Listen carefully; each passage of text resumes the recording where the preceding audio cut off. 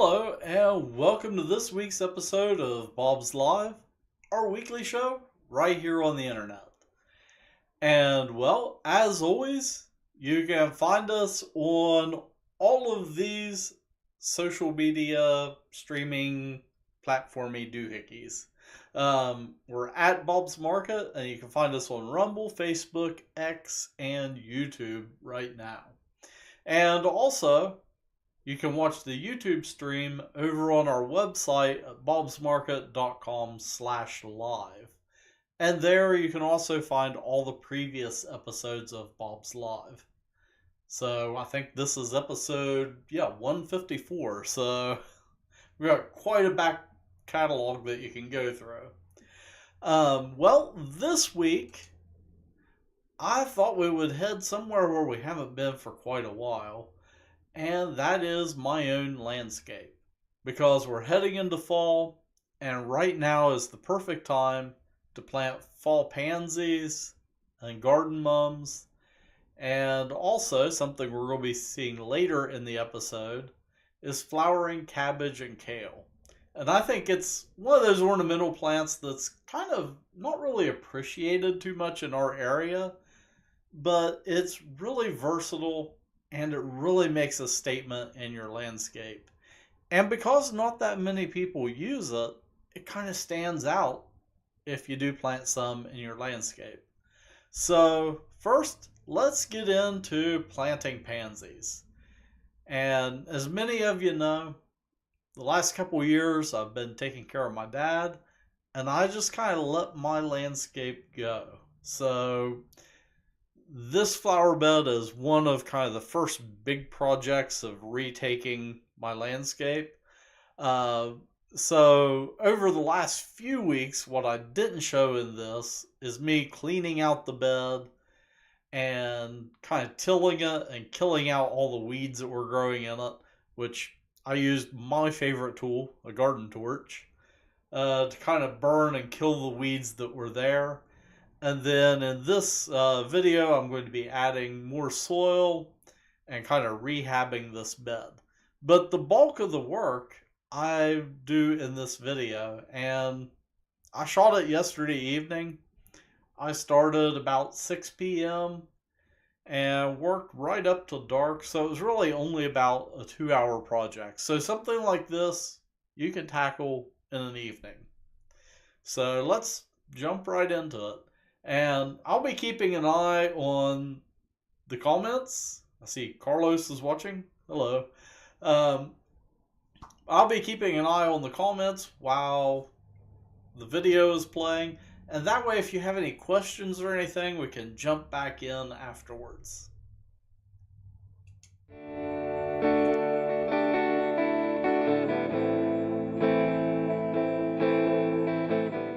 This evening I am here at the front entrance to my house, where I have this flower bed and this little bed right here where I normally have a sign that has our home number and street address, which obviously I'm not going to show on the internet. But this evening I thought I would plant some pansies here for fall. Now these pansies, they'll survive through the winter and bloom again this spring. And in fact, I already have some spring plants that are starting to come up. You might have these in your own landscape. This is muscari, or some little grape hyacinth plants. And they tend to kind of pop back up in the fall, and then they'll go dormant again during the winter time.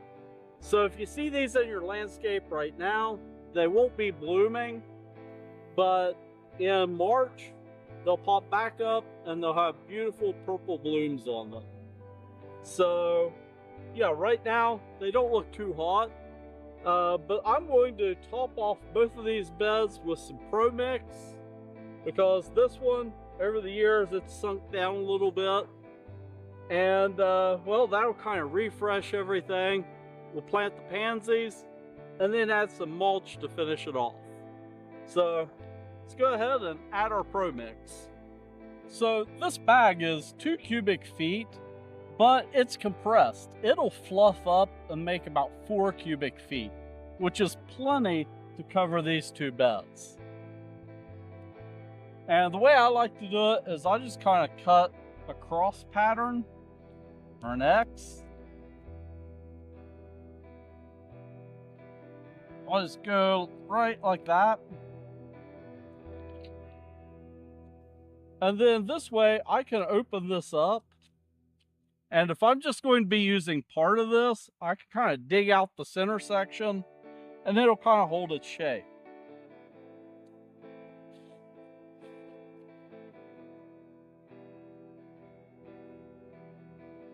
And this evening, I'm kind of going medieval because I didn't want to walk all the way over to the other garage. So I've got this pick that I just happen to have here nearby. But it'll work fine for breaking this up.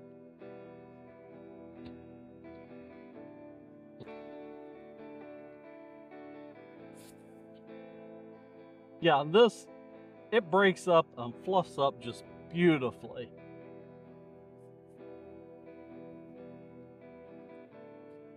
In fact, I know I'm going to be using all this, so I'm just going to go ahead and rip it open, dump it over in, and that way I can break it up more easily.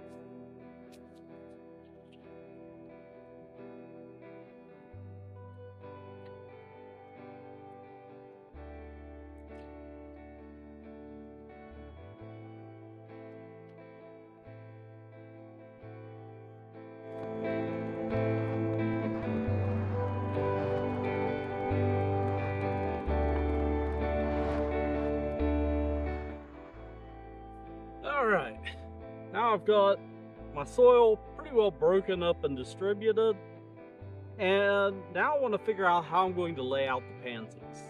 And I've got 2 colors here. I've got kind of this purple color and then a white, and I think I'm just going to alternate them.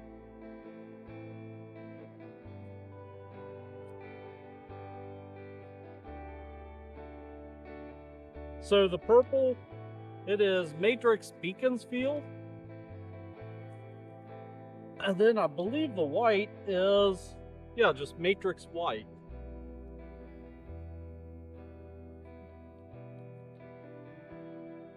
So I'm going to do these, let's see.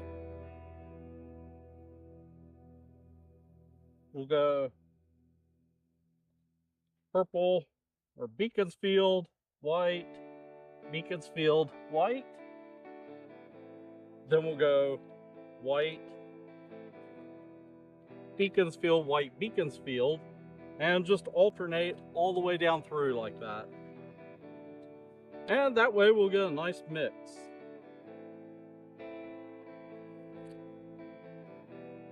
I kind of like to lay everything out like this, just to kind of give me an idea of spacing and the pattern and everything before I commit to planting.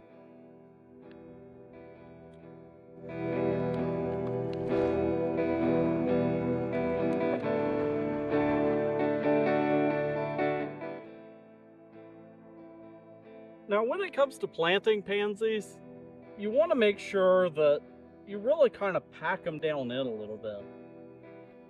Something that can happen is during the winter time, if you don't have them packed in really good, with freeze and thaw cycles in the winter, it can actually force the little ball of soil to kind of pop up out if it doesn't get rooted really good in the fall.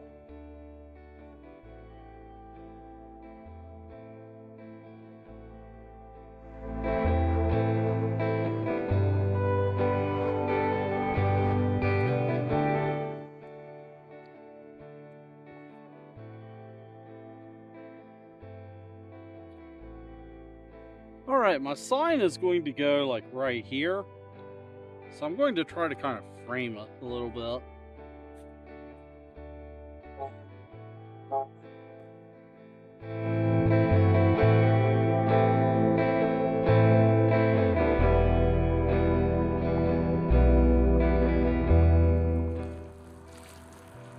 Alright, so now I'm watering them, and I am really dousing it. Because this peat moss that I put on, the grow mix, it is very, very dry. So it might look like that they're swimming right now, but that's just because the potting mix hasn't soaked up the water yet. I'm actually going to probably put another watering can worth of water on this before I top it off with mulch. And now the last thing that I have to add is this satin black mulch. And believe it or not, I've had this mulch sitting in storage for about a year. So it is hard to tell what is in this bag.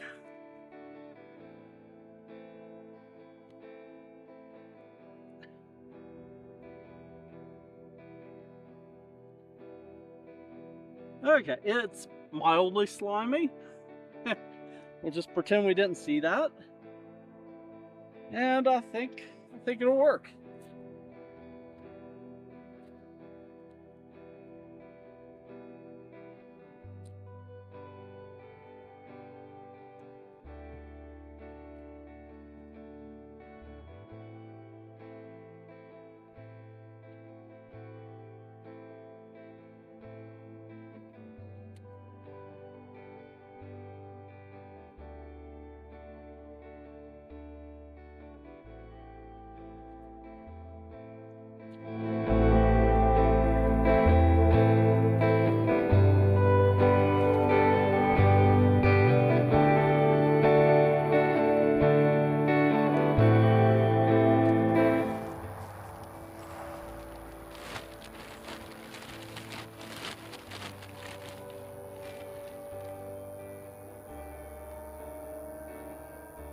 Oh man, I hear a motorcycle just buzzing up through here.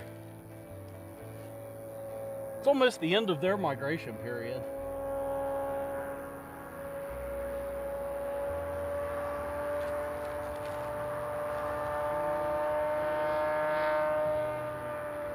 Yeah, once we get cold weather, the motorcycle migration ends.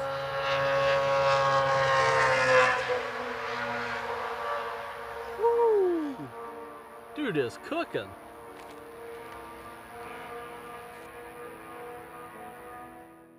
Alright, so that is this flower bed done until next spring. And it should look pretty good this fall. It'll kind of go dormant this winter. And then around March, it'll spring back to life and start blooming again. And you might be wondering what happened to the muscari. It's still in there. It's just buried. This spring, they'll pop right up in amongst the pansies. So, yeah, they're also little troopers. They'll hang on and come right back. In fact, a few weeks ago, somebody stopped by our store and they had muscari plants, and they were wondering what in the heck they were. They thought they were some invasive species that was taking over their flower bed. And nope, it was just muscari.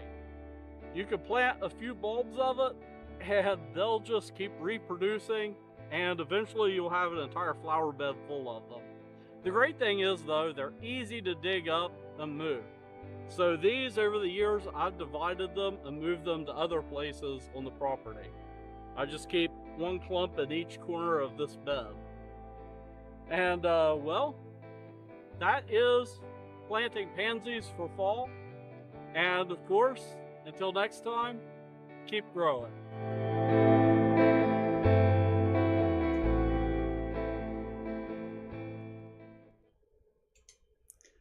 Alright, so that is planting pansies. And yeah, right now is a great time to get them in the ground so they can get established before the weather turns really cold.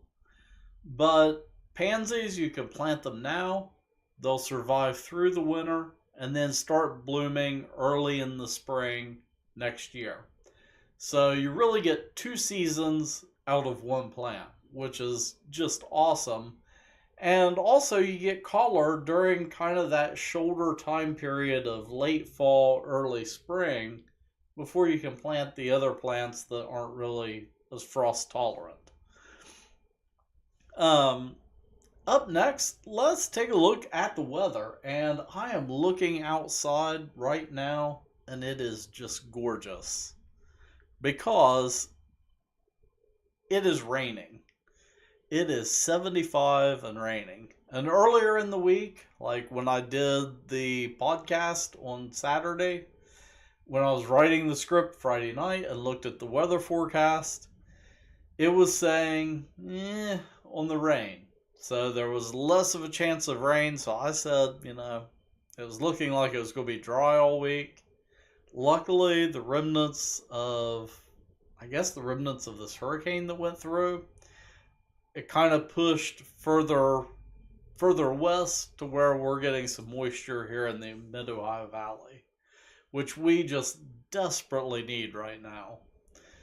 Um, and yeah, it was really interesting. The closing shot of that video, I did a time lapse yesterday evening, and as the tropical depression, is kind of pushing up along the coast, it's shoving the moisture back to the west. So in that time lapse, the clouds are going the opposite direction that they normally go when I do a sunset time lapse. So that was kind of interesting last night.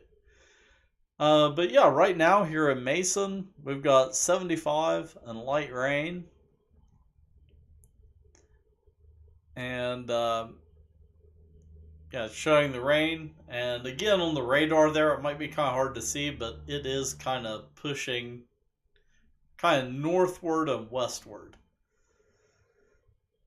So that is kind of interesting. And yeah, it's showing rain continuing for at least the next 2 hours here in Mason.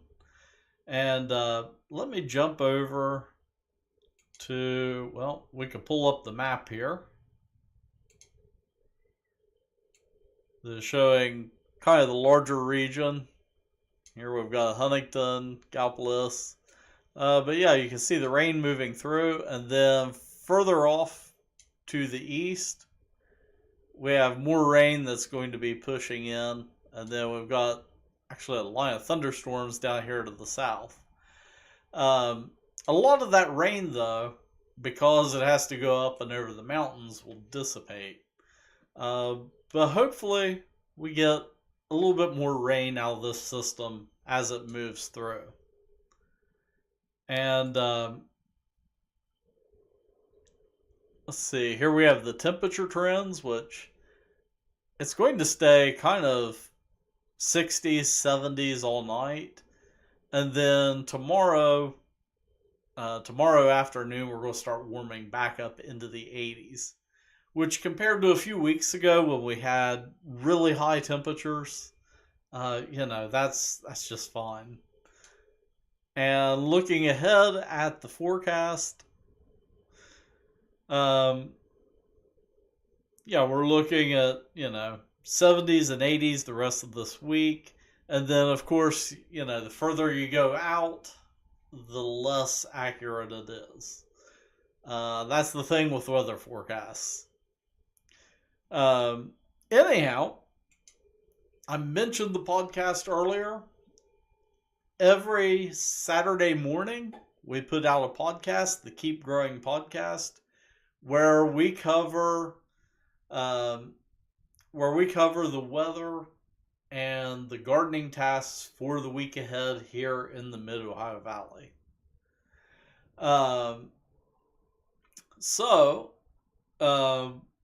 Yeah, the forecast then might look different than the forecast just a few days later. So that's just the way it works. I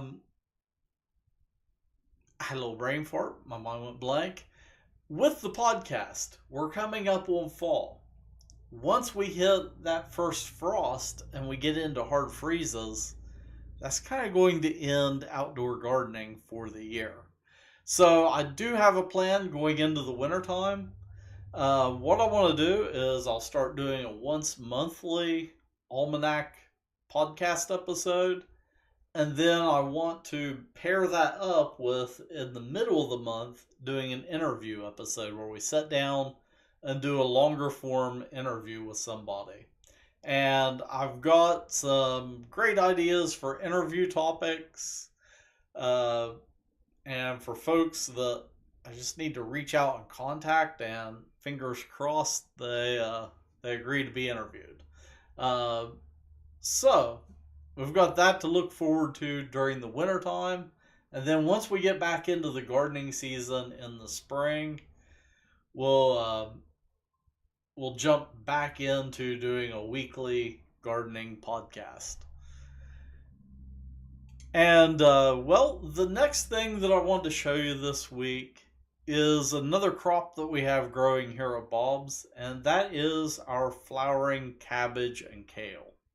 And as I said at the beginning of the episode, it's kind of an underappreciated crop here in our area. We don't sell a lot of it here. We do wholesale quite a bit of it. But it is just a gorgeous plant to put in your landscape during the cold fall months. And the cool thing is, the cool thing is, the colder it gets, the more vibrant the colors become. But where we're growing our flowering cabbage and kale is actually in one of our oldest greenhouses here at Bob's. So in this video, I wanted to talk about the cabbage and kale, but also the greenhouse itself. So let's go ahead and dig into that.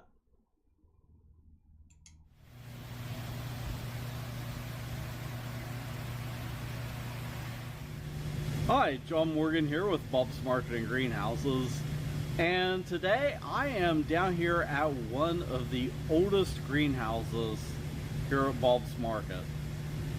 This is pretty much one of the original greenhouses. So it is about 40 to 50-ish years old, and we still use it today for finished product.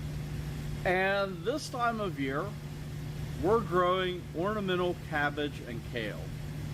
And they are a really frost and freeze hardy crop that is perfect for your landscape this time of year. So let's take a look at both the cabbage and kale, but also let's take a little bit of a tour of this greenhouse and kind of give you a little bit of an idea of how Bob started.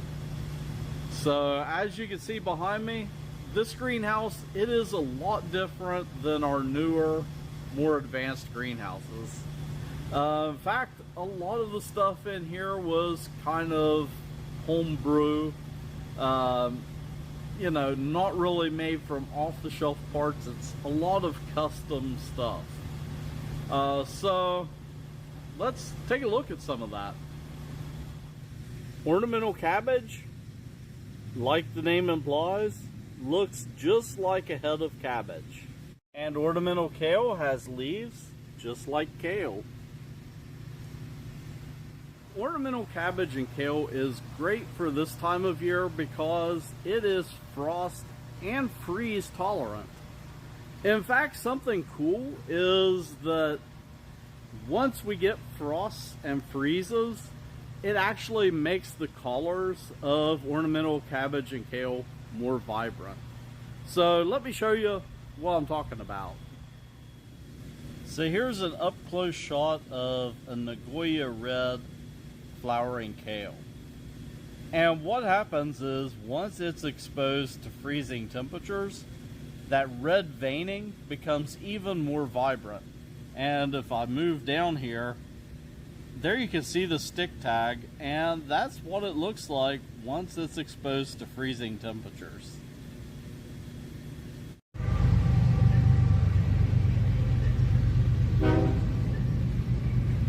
And we're located right here along the railroad tracks. So yeah, things like this happen. I'm trying to record videos. That's fun.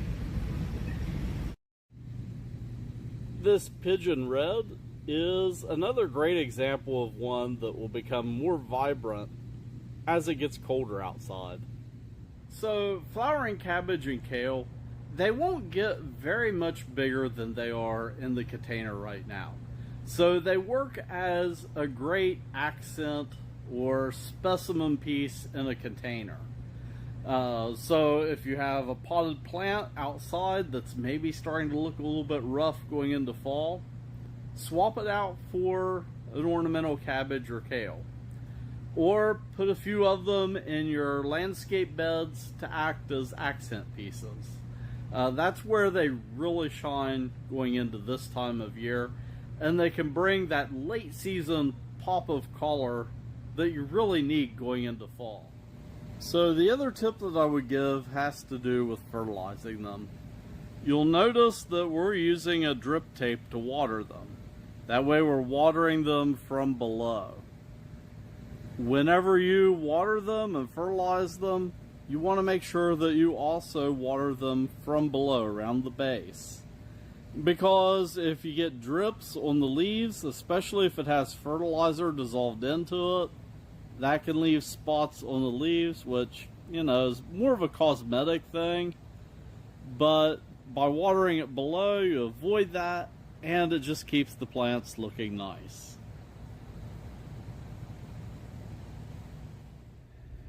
If you've ever come on a tour here at Bob's, I've probably taken you into our seed germination room, and right here is one of the original germination rooms here at Bob's. And today, as you can see behind me, we kind of use it for storage. So right here behind me we have a bunch of our empty containers. So decorative pots, hanging baskets, things like that. We have to have room to store them before they're used. So we've converted a lot of our older germination rooms down here into storage.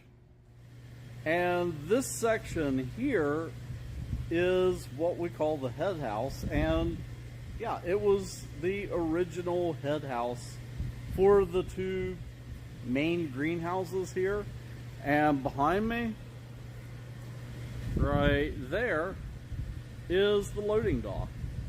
So originally we had tons of stuff shipping out from here, and in this section a lot of plants got transplanted and shipped out.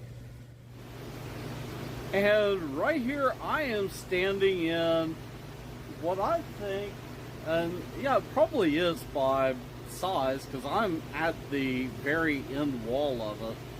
This is probably one of the smallest greenhouse sections here at Bob's, and we still use it for hanging baskets. You can see the drip tubes over my head here.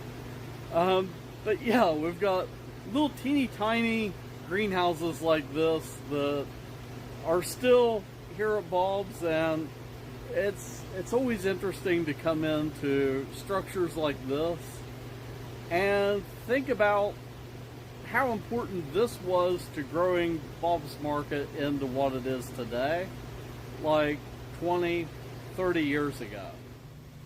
I was talking about how some of the stuff in this greenhouse is sort of homebrew. A good example of that are the horizontal airflow fans up here.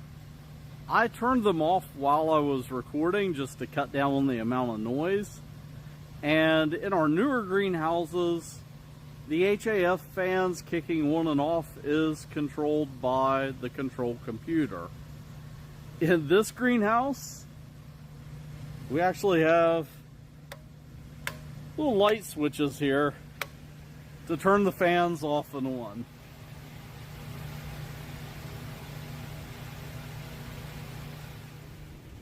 So that is a quick look at ornamental cabbage and kale, and a little bit of a walk down memory lane and some of the backstory of Bob's Market.